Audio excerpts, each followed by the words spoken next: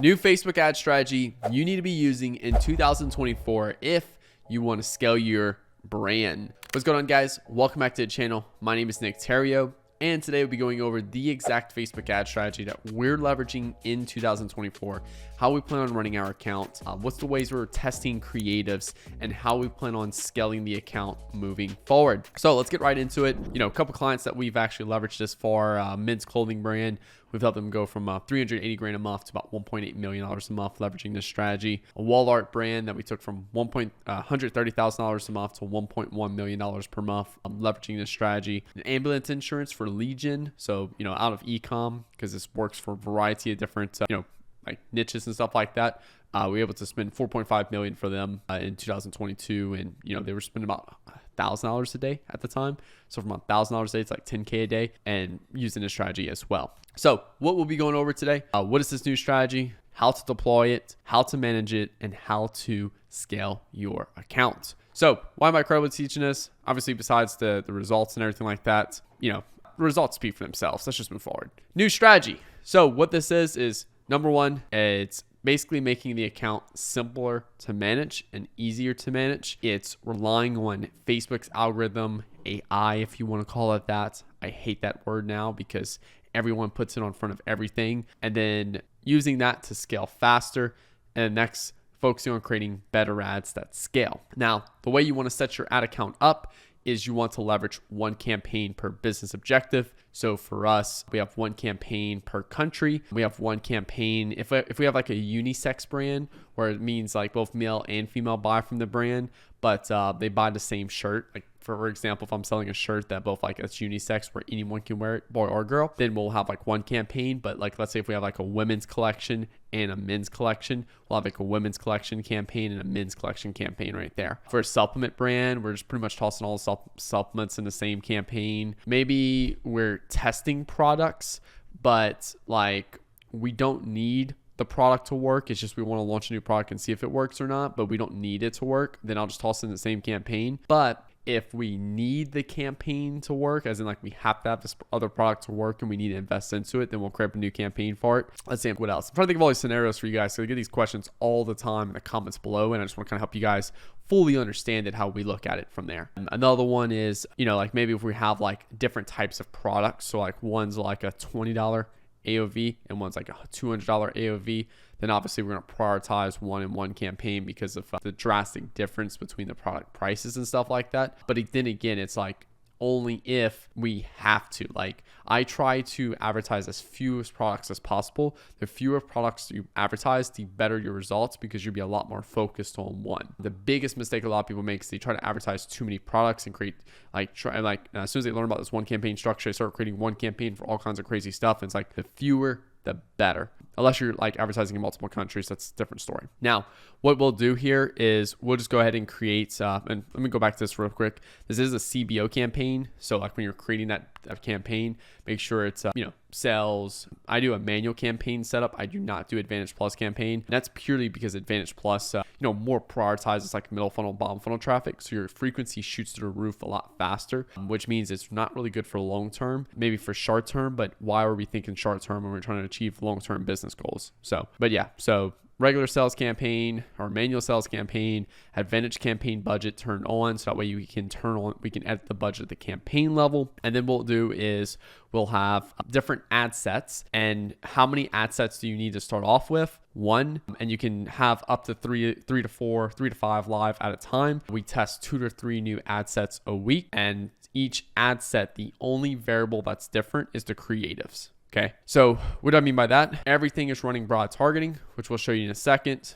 We're running dynamic creative turned on. And what we're doing here is we're seeing what ad set is getting majority of spin. And I see this comment all the time. Well, Nick, that's not fair. Some creatives will get more spin than the others. And it's like, yes, that's absolutely correct. I'm not fair at all. I want certain creatives to outperform, and I want certain creatives to be punished because they're not performing well and they don't deserve a lot of spin. So I'm totally okay with that if some creatives get more spin than the others. There's a reason why certain creatives are getting more spin than the others, and I would ask yourself the question is why. 95% of the time, it's a better creative, it's better engaging, it's achieving Facebook's goals. Facebook can care less about your cost per purchase. Like Facebook has no clue what your target cost per purchase is. So I see people all the time, well, Nick, it's getting more spend, but it's not hitting my target cost per purchase. Why would Facebook spend on it? Because Facebook does not care about your cost per purchase. It has no clue what your cost per purchase is for a target. It cares about satisfying their customers, which is like the people that are actually viewing these ads on Facebook, and it cares about their experience. So if a lot of people are touching it, a lot of people are stopping the scroll and stuff like that on that particular creative,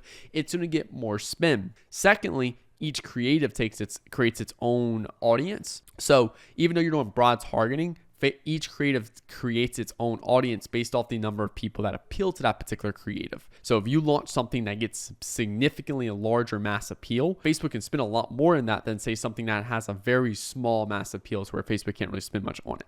So just to recap here. One campaign per business objective, CBO or advanced campaign budget. We start off with one ad set, up to 3 to 5 live at a time, and we're testing up to two new ad sets a week, with the only differences is new creatives. And I'm gonna go over all this again. So again, these new ad sets are gonna be dynamic creative, turned on. Here we're doing broad targeting, age, gender, location, one campaign or one country per campaign. Do not start expanding countries until you're doing at least $50,000 to $100,000 a month in one country first. If you're drop shipping and just starting out, just do United States. Okay. Yeah. No custom audiences, no interests or anything like that. I'm only excluding purchase 30 days. And that's just because I don't want to keep hitting these same people after they purchase with ads again. And I only do 30 days because I want people to comment good about their product that they received on our ads. If you're, have a shit product and people are not liking it, you deserve the hate in your comments on your ads, because quite frankly, you need to go build a better product, because that's unethical for you to keep pushing that same product that's trashed and just ripping people off. So, oh yeah, Nick, I don't want people to see my ads because my product is shit. Fix your product. You don't need to go fix the ads. You need to go fix your product. Okay. Again, broad targeting, because every ad creates its own audience. Facebook has thousands of just different, it analyzes the ad and pulls thousands of data points from it. And when it pulls these data points, it starts to create audience segments from that ad, and it goes and starts positioning that ad in front of people. It's the same way if you go on like Instagram Reels right now or TikTok, whatever your personal poison is, and you start scrolling, and then maybe you see a gym video that pops up and you watch that full video. Now, all of a sudden, all of the content is like gym content and stuff like that. Same thing with ads right there. If someone starts watching some gym content on Reels or like their stories or their feeds, then guess what? We're going to start serving them gym ads. And Facebook is consistently auditing who likes the ad and who dislikes the ad. Now, this is not the little like button. This is, hey, they stopped the scroll and they engaged with the ad in terms of like watching the video or just checking out the comments and stuff like that. It stopped the scroll. It held their attention on that particular ad. Versus if they disliked it, they just scroll past it. It's going to serve it more to people that scroll that like actually look at that ad, and it's going to serve it to less people who dislike that and just scroll past it. So just keep that in mind. More people who stop in your ad, the more people it's going to serve it to. The more people who scroll past it, the less people it's going to serve it to. And the algorithm is always learning and always improving. So that's why I don't look at learning limited or active or learning. It's always learning. And this is just more proof in the pudding. If you're a follower of the channel, you've already seen this, but essentially right here, this is a creative right here with a male golfer in it that's getting majority male spin because it's a male golfer in it. This one right here is a female golfer with majority female spin. Look at the difference here. $7,600 in spin and $617 in spin. This one has significantly more female. Why? Because we showed a female golfer. Now, to be fair here, it also has a male golfer in it, or like male like spin. That's just because it's a pretty girl playing golf. What male would not pass that who's into golf as well? Both of these in the same ad set, targeting, broad targeting. Okay. And the way we structure our DCT is 3-2-2. So what we do is we do 3 creatives, 2 primary text. So 1 body copy, 1 that's new, and then 1 existing winning body copy. So whatever's worked really well for us previously on the ad accounts. And same thing for the headline, a new headline, and an existing winning headline. That way we can give these new creatives we positioned into the market. We're giving these 2 chances to work. We're testing them with copy we already know works. And we're also testing new copy that kind of goes with that particular concept right there, right? So each one of these ad sets is a different DCT that we've tested. We turn them off. Again, I only put like 2 testing at a time. and I leave those running about 3 to 7 days and I turn them off. And I judge success by what gets majority of spin. You can see right here, this DCT took majority of spin. $973, it's getting majority of spin. It's no longer this broad ad set, which we saw in a couple slides ago. Let's see. Here you go. Broad is taking majority of spin. Now, guess what? This one's taking majority of spin. Now, keep in mind, we've tested a couple others that did not work. They did not take majority of spin. This is not going to happen, boom. Usually we see about 1 out of 10 DCTs take majority of spin and perform. Oh, well, Nick, is it just bad DCTs? Yes, it's bad DCTs in the preference of it's creatives that are bad. The DCT itself is simply just a hammer hammering a nail. If you build the house incorrectly and it looks like shit, you don't go blame the way you hammered the nail. You go blame like the architect and how it was planned out and put together. So if the DCT does not work, it's not the act of doing the DCT. It's not the ad account structure. It's simply the fact that the creatives you put in were terrible.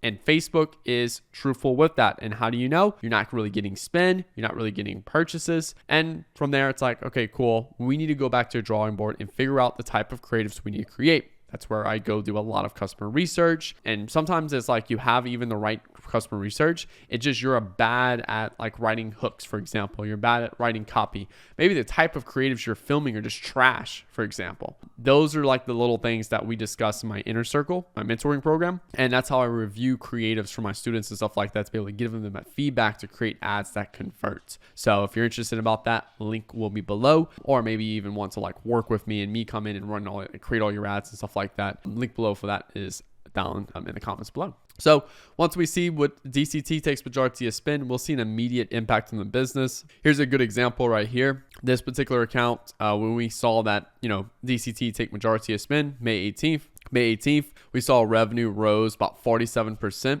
saw a profit rise 155%. And since then, we've been able to scale this account now to literally doing about $2 million in December of 2023. From here, we can just start scaling up that CBO budget. Now that we're pushing more spin to that campaign, and we can let that particular ad set just continue to crush. And then from here, this is just more of the managing side. We'll still launch 2 to 3 new DCTs every 7 days. Really just kind of comes down to this. Like if we find a strong winning ad, we don't technically need to test new DCTs until we hit a point where it's like, okay, cool. Performance is like dipping. So what I mean by that is like we start scaling, we're pushing hard and stuff like that. And then we don't test any DCTs for a couple of weeks. Then it's like, okay, we're stuck at 10 grand a day in revenue. Cool. Is there anything new we can test that'll improve that? Or do we need to build the business differently? Do we need to increase the upsells? Do we need to increase the LTV, the retention? Do we need to increase the conversion rate optimization, things like that? So I always try to work on these other things as well because a lot of people neglect this, but still testing ads is still significantly important with finding new winning ads, because there's been more cases where I just found a new winning ad and boom, the account like crushed and rocketed. And again, if it doesn't lower overall CPA, turn it off. Goal is to find new ones that take up 50% or more of spend that drops overall CPA. It allows you to spend more. Now, as far as like scaling, how we're currently scaling the ad account itself, we're looking basically at the overall NCCPA for the business. This is triple well. You can see right here, $25 NCCPA. If it's hitting target CPA over the last 24 hours, scale by 20%.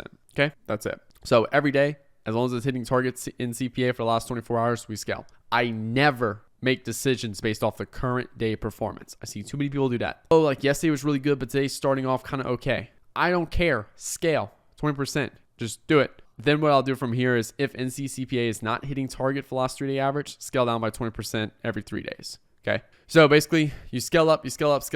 Then you hit a point where like NCCPA kind of like, okay, we're above target now. Now I'll scale down and I'll just hover until I find new winning ads that allow me to scale back up.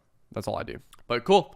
That's literally how we manage all of our accounts. We spend close to $2 million a month on Facebook ads, done over $100 million in revenue for our clients and stuff like that. This is the way we do it. We spend probably 10 to 15 minutes a day inside of the ad account itself. And then the other, 7 hours and 45 minutes of the day that, like technical, like work day, we're focusing on building better ads and like other opportunities in the business to improve.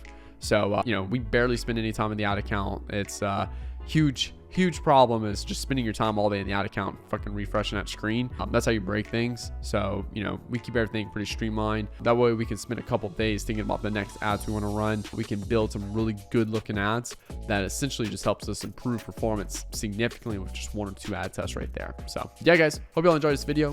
Hit the like button, hit that subscribe button for new videos in Monday, Wednesday, and Friday. And yeah, guys, happy New Year's as well. I don't know when this video will be going up, but it should be either the Wednesday or Friday after New Year's Day. So happy New Year's, and let's crush 2024, guys. Take care.